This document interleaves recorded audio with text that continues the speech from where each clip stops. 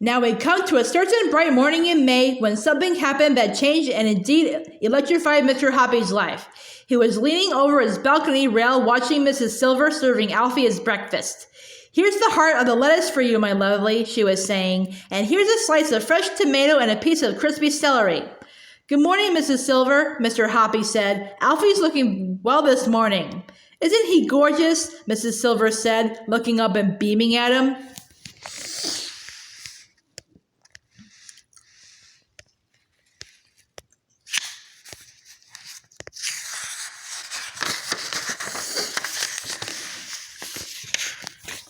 "Absolutely gorgeous," Mr. Hoppy said, not meaning it. And now, as he looked down at Mrs. Silver's smiling face gazing up into his own, he thought for the 1,000th time how pretty she was, how sweet and gentle and full of kindness, and his heart ached with love.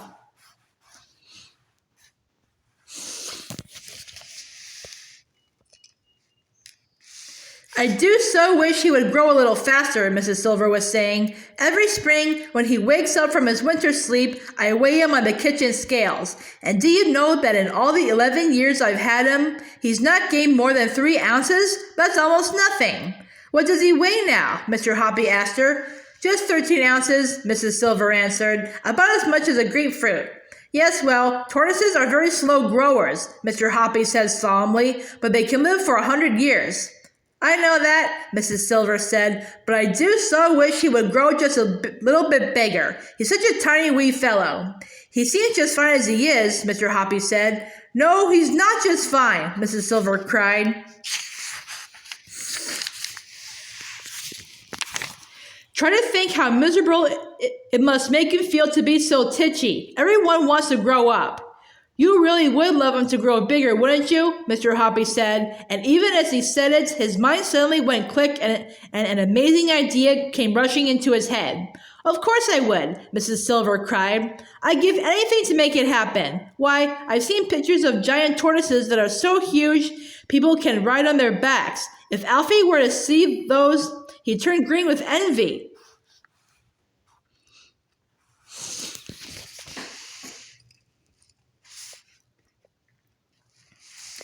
Mr. Hoppy's mind was spinning like a flywheel. Here, surely, was his big chance. "Grab it," he told himself. "Grab it quick."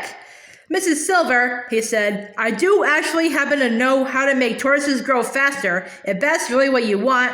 "You do?" she cried. "Oh, please tell me. Am I feeding him the wrong things?" "I worked in North Africa once," Mr. Hoppy said. "That's where all these tortoises in England come from. And Bedouin tribesman told me the secret."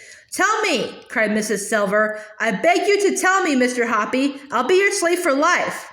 When he heard the words "your slave for life," a little shiver of excitement swept through Mr. Hoppy. "Wait there," he said. "I'll have to go in and write something down for you."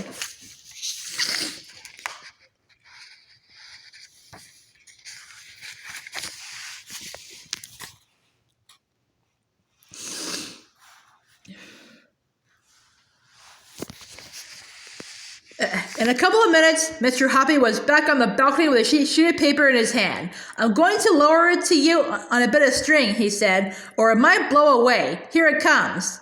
Mrs. Silver caught the paper and held it up in front of her. This is what she read. "Esio Trot, Tag, Regib, Imok no Esio Trot, Work poo, fup poo, toos poo, Gnerps poo, wool poo, lose poo."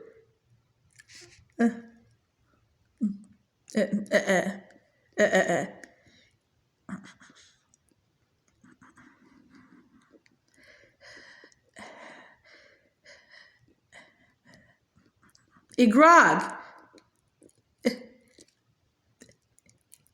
Elzug, Fuss, Plug, Tup no Taff Esio Trot, Tup no Taff, Tag no,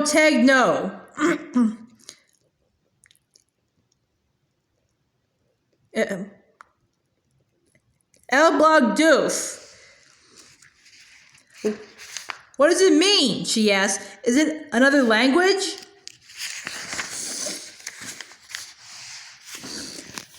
It's tortoise language, Mr. Hoppy said. Tortoises are very backward creatures. Therefore, they can only understand words that are written backwards. That's obvious, isn't it? I suppose so, Mrs. Silver said, bewildered. Esio Trot is simply tortoise spelled backwards, Mr. Hoppy said. Look at it. So it is, Mrs. Silver said. The other words are spelled backwards too, Mr. Hoppy said. If you turn them around into human language, they simply say, tortoise, tortoise, get bigger, bigger. Come on, tortoise. Grow up, puff up, shoot up. Spring up, blow up, swell up. Gorge, guzzle, stuff, gulp. Put on fat, tortoise, put on fat. Get on, gobble food. Mrs. Silver examined the magic words on the paper more closely. I guess you're right, she said. How clever.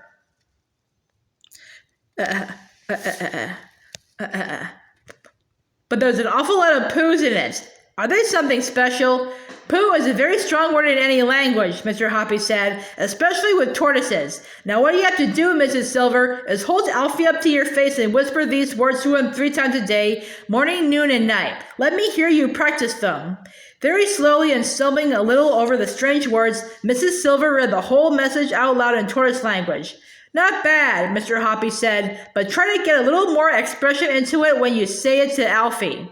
If you do it properly, I'll bet you anything you like that in a few months' time, he'll be twice as big as he is now. I'll try it, Mrs. Silver said. I'll try anything. Of course I will, but I can't believe it'll work. You wait and see, Mr. Hoppy said, smiling at her.